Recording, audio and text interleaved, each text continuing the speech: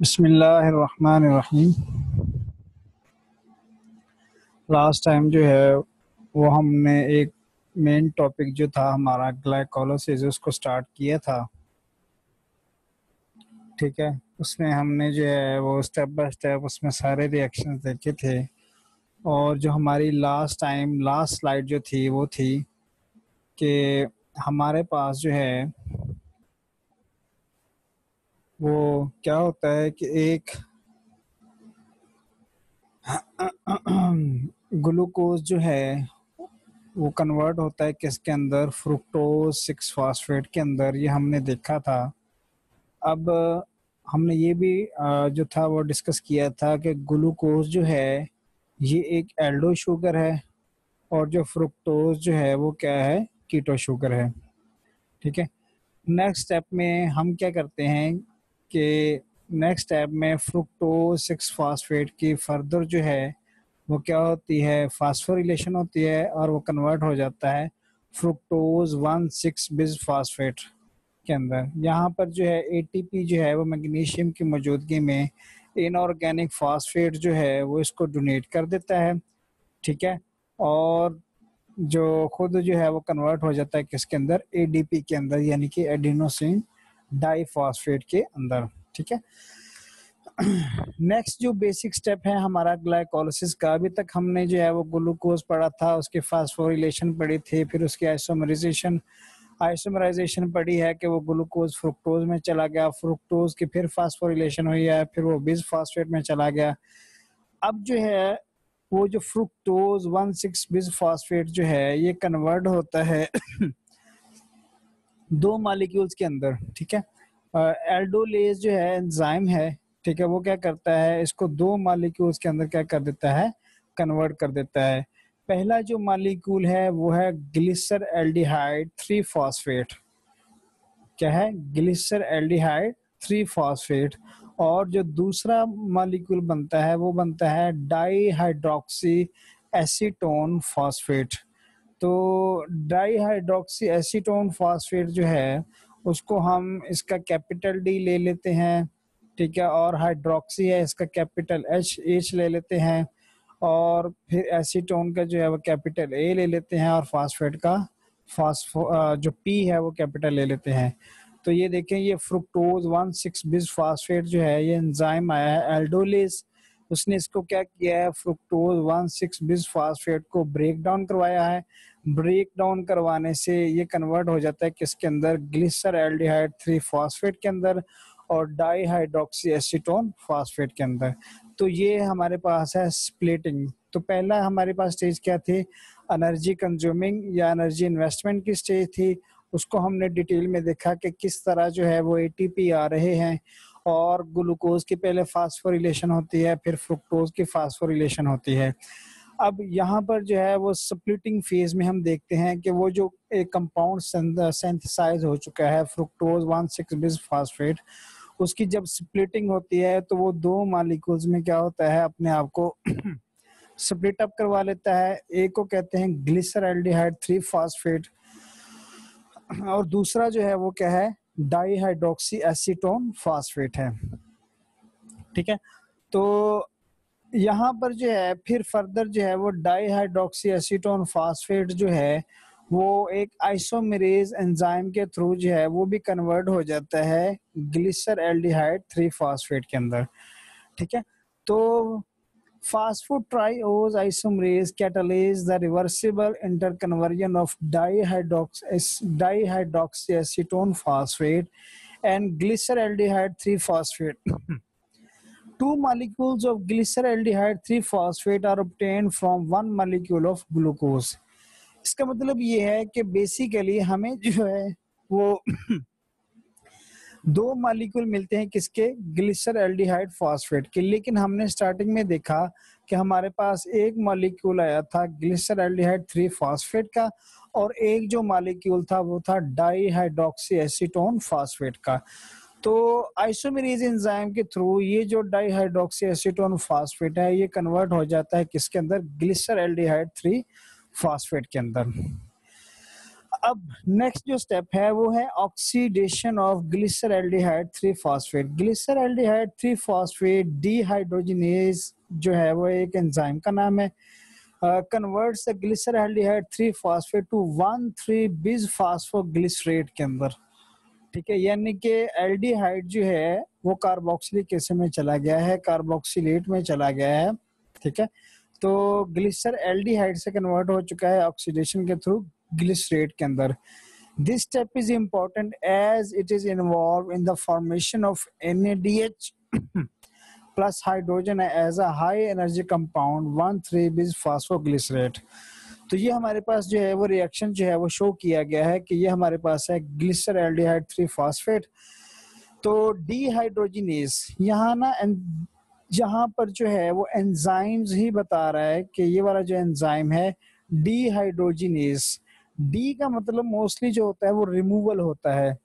तो dehydrogenase hydrogen की removal करवाने वाला एंजाइम।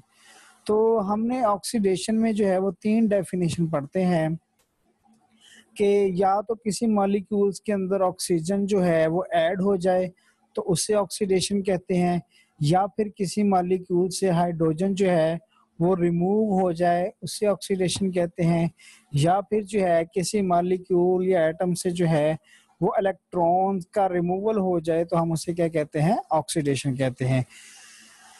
यहाँ पर जिस ऑक्सीडेशन की बात कर रहा है वो है रिमूवल ऑफ हाइड्रोजन, ठीक है। तो NAD आता है वो क्या करता है, यहाँ से 2 हाइड्रोजन आयन जो है वो एक्सेप्ट करता है, ठीक है। और 2 हाइड्रोजन आयन जो है ये हाई एनर्जी जो है वो रिच कंपाउंड्स होते हैं।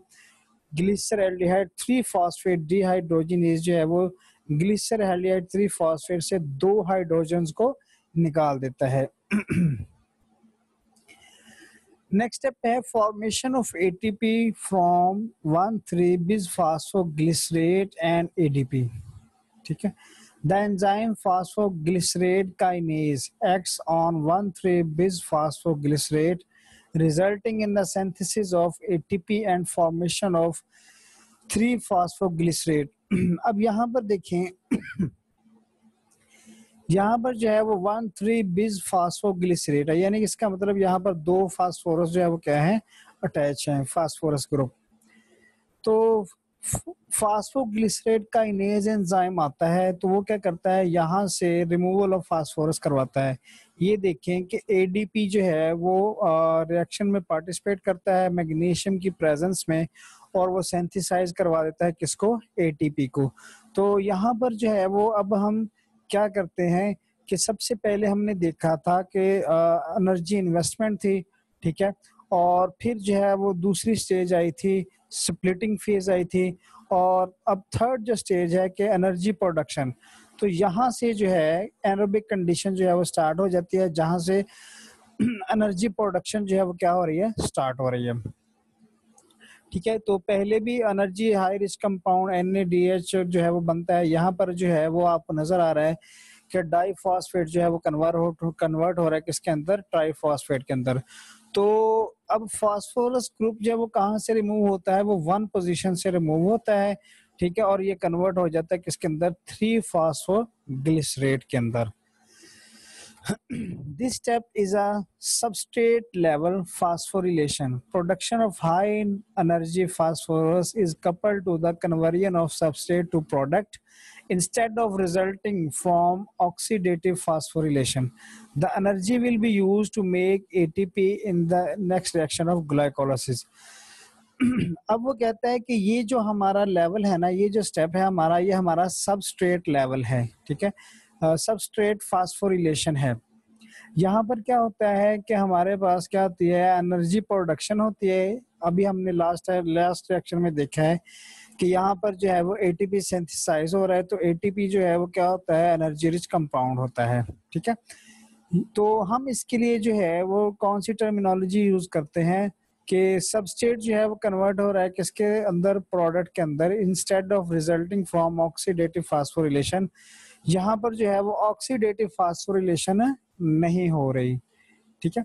The formation of ATP by phosphorus group transfer from a substrate such as 1,3 bis phosphoglycerate is referred to as a substrate level phosphorylation. कहते हैं कि सबस्ट्रेट फास्फोरिलेशन जो है वो किसे कहते हैं, वो तो वो यही कह रहा है कि जब 1,3 बिस फास्फोग्लिसरेट जो है वो एक फास्फोरस ग्रुप जो है वो डोनेट कर देता है किसको, एडीपी को, और एडीपी कन्वर्ट हो जाता है किसके अंदर, एटीपी के अंदर, यानी कि एडिनोसिन ट्राइफॉस्फेट के अंदर कन्वर्ट हो जाता है। तो और खुद जो है वो चला जाता है 3 फास्फोग्लिसरेट के अंदर। तो इस लेवल को वो कहता है कि ये हमारा जो है वो क्या है, सबस्ट्रेट लेवल फास्फोरिलेशन है। Unlike most other kinase this reaction is reversible. ये रिएक्शन जो है वो क्या होता है, रिवर्सिबल है। ठीक है, अगर हम दोबारा फास्फोरिलेशन करवाना चाहेंगे तो एटीपी, ये देखें, ये हमारे पास रिएक्शन जो है ये रिवर्सिबल है। अगर हम जो है वो फास्फोग्लिसरेट को कन्वर्ट करना चाहते हैं 1,3 बिस फास्फोग्लिसरेट के अंदर, तो उसी तरह से रिएक्शन रिवर्सिबल है और उलट हो जाएगा, रिवर्स हो जाएगा, एटीपी आएगा। ठीक है, फास्फोरस जो है वो फास्फोग्लिसरेट को डोनेट कर देगा और खुद कन्वर्ट हो जाएगा एडीपी के अंदर, और हमारे पास सबस्ट्रेट क्या बनेगा, 1,3 bis phosphoglycerate. 3 phosphoglycerate is converted to 2 phosphoglycerate. इसका मतलब ये है कि यहाँ पर जो है वो फास्फेट ग्रुप की जो है वो पोजीशन क्या हो रही है, चेंज हो रही है। यानी कि पहले सबस्टेट में लेवल में हमने देखा था कि जो फास्फोरस ग्रुप अटैच है वो 3 कार्बन पे अटैच है, इसीलिए हम कह रहे थे 3 फास्फोग्लिसरेट। अब यहाँ पर जो है वो एक नए आइसोमर्स में कन्वर्ट हो रहा है और उसे क्या कहते हैं, 2 फास्फोग्लिसरेट कहते हैं। ठीक है, तो एक एंजाइम आएगा तो उसको क्या कर देगा, उसको आइसोमराइजेशन कर देगा। ऐसा एंजाइम जो फास्फेट ग्रुप की पोजीशन को चेंज कर देता है उसे कहते हैं म्यूटेज एंजाइम। ठीक है, तो म्यूटेज यहाँ पर देखें कि phosphoglycerate 3 phosphoglycerate is converted into 2 phosphoglycerate by phosphoglycerate mutase enzyme. This is isomerization reaction। चूंकि वो एक आइसोमर से दूसरे आइसोमर में कन्वर्ट हो रहा है तो इसी वजह से इसे क्या कहते हैं, आइसोमेराइजेशन रिएक्शन कहते हैं। ठीक है, तो ये भी जो है वो रिवर्सिबल प्रोसेस है। ठीक है, यहाँ पर आप देख सकते हैं कि डबल हेडेड एरो जो है वो वहीं पर शो किया जाता है जहां पर रिएक्शन क्या होता है, रिवर्सिबल है। ये हमारे पास है 3 फास्फोग्लिसरेट है, म्यूटेज एंजाइम आता है तो वो उसको कन्वर्ट कर देता है किसके अंदर, 2 फास्फोग्लिसरेट के अंदर। ठीक है, द हाई एनर्जी कंपाउंड, ठीक है, फास्फोरस जो है इस जनरेटर, यानी कि जो हमारे पास जो है इनऑर्गेनिक फास्फेट जो है वो जनरेट होता है from 2 phosphoglycerate by the enzyme of enolase. This enzyme require magnesium और manganese and is inhibited by fluoride ion. यानी कि ये देखिए, ये हमारे पास है जी 2 फास्फोग्लिसरेट। ठीक है, तो इनोलेज एंजाइम आता है तो वो क्या करता है, यहाँ से एनर्जी प्रोडक्शन, हाई एनर्जी जो है वो कंपाउंड यानी कि इनऑर्गेनिक फास्फेट जो है वो रिलीज करवाता है in the presence of magnesium और मैंगानीज मेटल। ठीक है, अगर हम इसको इस रिएक्शन को यहाँ पर स्टॉप करना चाहते हैं तो हम क्या करते हैं, a little amount of fluoride is added then reaction will be stop. तो अगर हम फ्लोरीन जो है वो यहाँ पर ऐड कर देते हैं तो रिएक्शन यहाँ पर क्या हो जाएगा, स्टॉप हो जाएगा। और हम ये फिर ये जो नेक्स्ट जो हमारे पास प्रोडक्ट सिंथेसाइज हो रही है फिर ये सिंथेसाइज नहीं हो पाएगी, यानी कि फास्फो इनोल पायरोवेट जो है वो हमारे पास सिंथेसाइज नहीं होगा। The enzyme pyruvate kinase catalyzes the transfer of high energy phosphate from inorganic phosphate to ADP, leading to the formation of ATP। तो जो इनऑर्गेनिक फास्फेट है वो पायरुवेट काइनेज एंजाइम जो है वो ट्रांसफर कर देता है किसको, एडीपी को, और वो कन्वर्ट हो जाता है किसके अंदर, एटीपी के अंदर। ये देखिए, ये हमारे पास है जी फास्फोइनोल पायरुवेट। जब हम यहाँ से फास्फोरस जो है वो निकाल लेते हैं तो बाकी हमारे पास क्या बच जाएगा, पायरुवेट बच जाएगा। ठीक है, तो यहाँ से जो है काइनेज एंजाइम आता है, वो क्या करता है, यहाँ से phosphate group, inorganic phosphate group जो है वो यहाँ से निकाल लेता है और वो उसको डोनेट कर देता है किसको, एडीपी को। तो जो एडीपी होता है, एडिनोसिन डाइफॉस्फेट, जो है वो फास्फोरस ग्रुप को जो है वो रिसीव करता है और खुद कन्वर्ट हो जाता है किसके अंदर, एटीपी के अंदर। और यहाँ पर जो है वो बाकी जो हमारे पास प्रोडक्ट बन जाती है वो क्या होती है, पायरोवेट। और ये जो पायरोवेट है ये ग्लाइकोलाइसिस की फाइनल प्रोडक्ट होती है एरोबिक कंडीशन के अंदर। अगर याद हो आपको तो हमने कहा था कि अगर एरोबिक कंडीशंस होंगी तो ग्लाइकोलाइसिस का जो फेट रिएक्शन होगा या फेट प्रोडक्ट होगी वो क्या होगी, पायरोवेट होगी। अगर एनारोबिक कंडीशंस होंगी तो जो ग्लाइकोलाइसिस की फेट प्रोडक्ट होगी वो कौन सी होगी, लैक्टेट होगी। ये है हमारे पास ग्लूकोज, ये एक पूरा रिएक्शन जो है वो यहाँ पर दिखाया गया है कि अगर आप इसी को याद कर लें, ठीक है, रिएक्शन को, तो आप जो है वो खुद उसकी थ्योरी जो है वो राइट अप कर सकते हैं। ग्लूकोज है मैग्नीशियम की मौजूदगी में। बस एक बात याद रखिएगा जहां पर भी एटीपी एडीपी में कन्वर्ट हो या एडीपी एटीपी में कन्वर्ट हो तो मैग्नीशियम वहां पर जो है वो लाजमी कंसिडर कीजिएगा। ग्लूकोज जो है एटीपी आया है, इसका मतलब, और कन्वर्ट हो गया किसके अंदर, एडीपी के अंदर। इसका मतलब उसने फास्फोरस ग्रुप जो है, ये फास्फेट ग्रुप जो है वो रिलीज किया है, ठीक है। और एंजाइम क्या होता है, हेक्सोकाइनेज और ग्लूकोकाइनेज, ठीक है। तो ये उसकी फास्फोरिलेशन हो जाएगी और कन्वर्ट हो जाएगा किसके अंदर, ग्लूकोज 6 फास्फेट के अंदर, ठीक है। अब ग्लूकोज 6 फास्फेट जो है ये कन्वर्ट होगा किसके अंदर, ये हमारे पास एल्डो शुगर है ग्लूकोज, तो ये कन्वर्ट हो जाएगा किसके अंदर, कीटो शुगर के अंदर, ठीक है। तो आइसोमेरेज एंजाइम आएगा, फास्फोहेक्सोज आइसोमेरेज एंजाइम आता है और उस ग्लूकोज 6 फास्फेट को कन्वर्ट कर देता है किसके अंदर, फ्रुक्टोज 6 फास्फेट के अंदर, ठीक है। जब फ्रुक्टोज 6 फास्फेट जो है वो बन चुका होता है तो यहाँ पर फिर एटीपी आता है, फास्फेट ग्रुप जो है उसको रिलीज किया जाता है, ठीक है। जो फास्फेट ग्रुप जो है वो रिलीज होता है वो कहाँ पर चला जाता है, फ्रुक्टोज के पास, और फ्रुक्टोज की 1 कार्बन के ऊपर जो है उसकी क्या हो जाती है, सब्स्टिट्यूशन हो जाती है और ये हमारे पास बन जाता है फ्रुक्टोज 1,6 बिस फास्फोफेट, ठीक है। अब ये हमारे पास जो है फ्रुक्टोज 1,6 बिस फास्फेट जो है, यहाँ तक जो है वो हमने एनर्जी इन्वेस्ट की थी, ठीक है। 3 स्टेप के अंदर जो है वो हम एनर्जी, 2 मालिक्यूल जो है वो एटीपी के जो है या 2 फास्फेट ग्रुप जो है वो हम क्या करते हैं, इन्वेस्ट करते हैं। उसके बाद एल्डोलेज एंजाइम आता है और वो कन्वर्ट कर देता है इस फ्रुक्टोज 1,6 फास्फेट को, स्प्लिट अप कर देता है 2 मालिक्यूल्स के अंदर। कौन कौन से, डाई हाइड्रोक्सी एसीटोन फास्फेट के अंदर और ग्लिसरल्डिहाइड 3 फास्फेट के अंदर, ठीक है। और हमने लास्ट लेक्चर में देखा था, सॉरी लास्ट स्लाइड्स में देखा था कि जो डाई हाइड्रोक्सी एसीटोन फास्फेट होता है ये आइसोमर होता है किसका, ग्लिसरल्डिहाइड 3 फास्फेट का।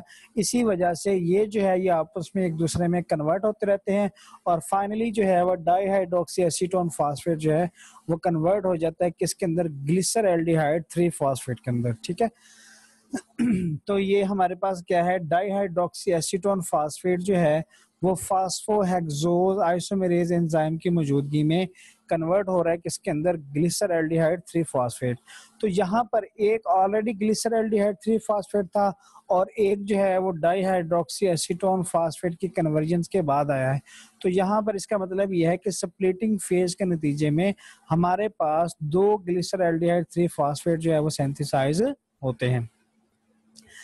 ये स्प्लिटिंग फेज जो है ये मुकम्मल हो चुकी है। अब हमने क्या करना है, जो नेक्स्ट हमारी थर्ड स्टेज है जिसमें हम एनर्जी प्रोडक्शन को देखते हैं तो वो स्टार्ट हो चुकी है, ठीक है।